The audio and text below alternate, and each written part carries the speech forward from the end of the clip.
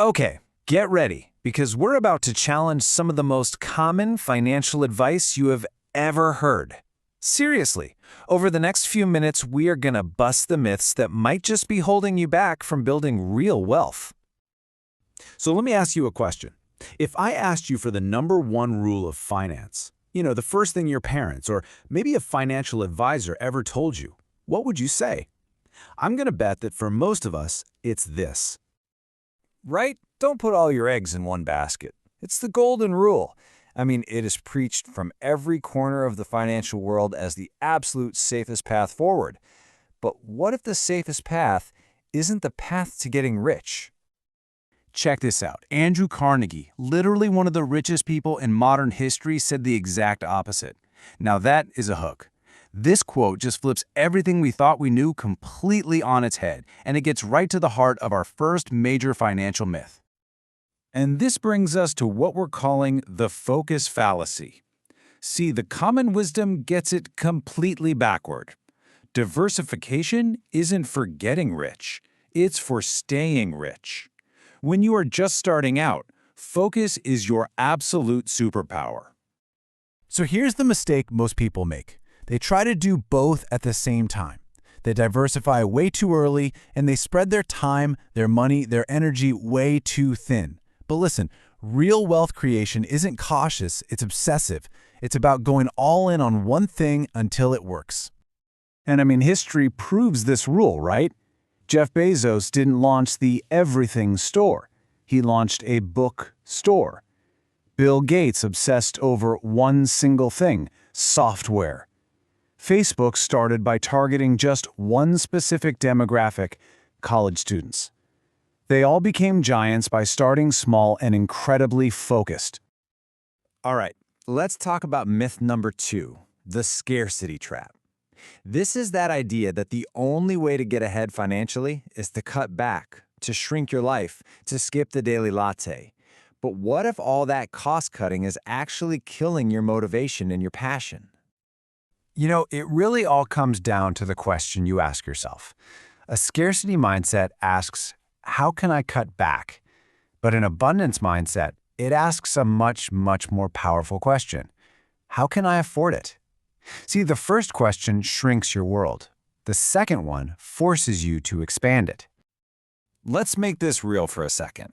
Have you ever spent, say, an hour driving to 3 different grocery stores just to save 60 cents on a bag of oranges? If you have, you effectively valued your own time at 60 cents an hour. The wealthy, they just don't do that.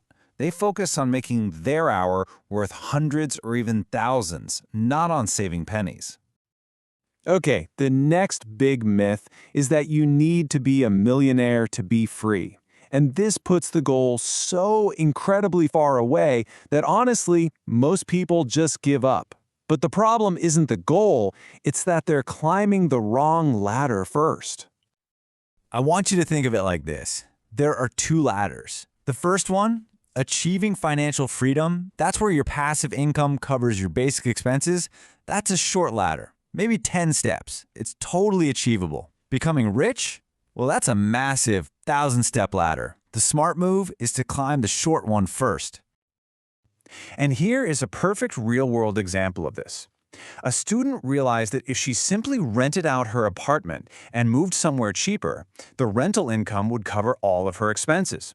She wasn't rich, not by a long shot, but she was financially free.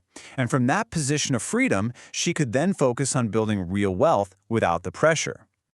And that leads us to one of the biggest misconceptions of all, what wealth actually looks like.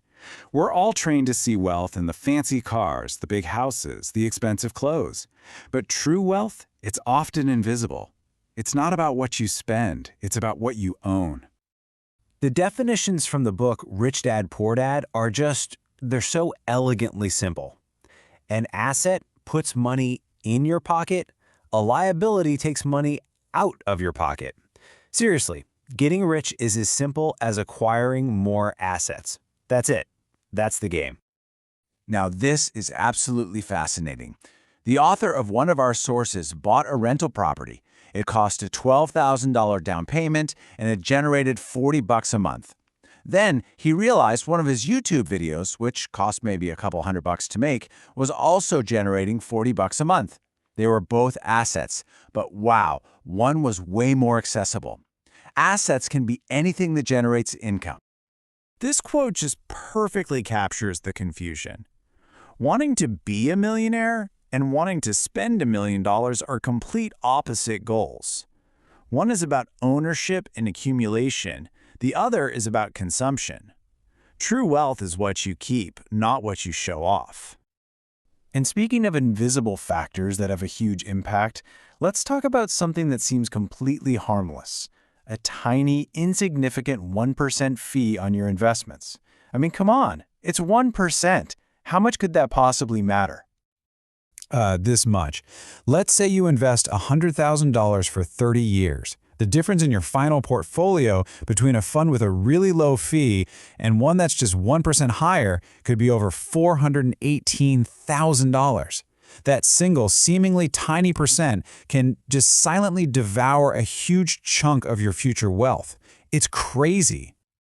So this brings us to our final myth for today. The idea that just being talented is enough. We all assume that if you're great at your job, the wealth will just follow. But it turns out so many brilliant people are just one specific skill away from a massive financial breakthrough. We all know people like this, don't we? Brilliant doctors, amazing artists, incredible lawyers who are still somehow struggling.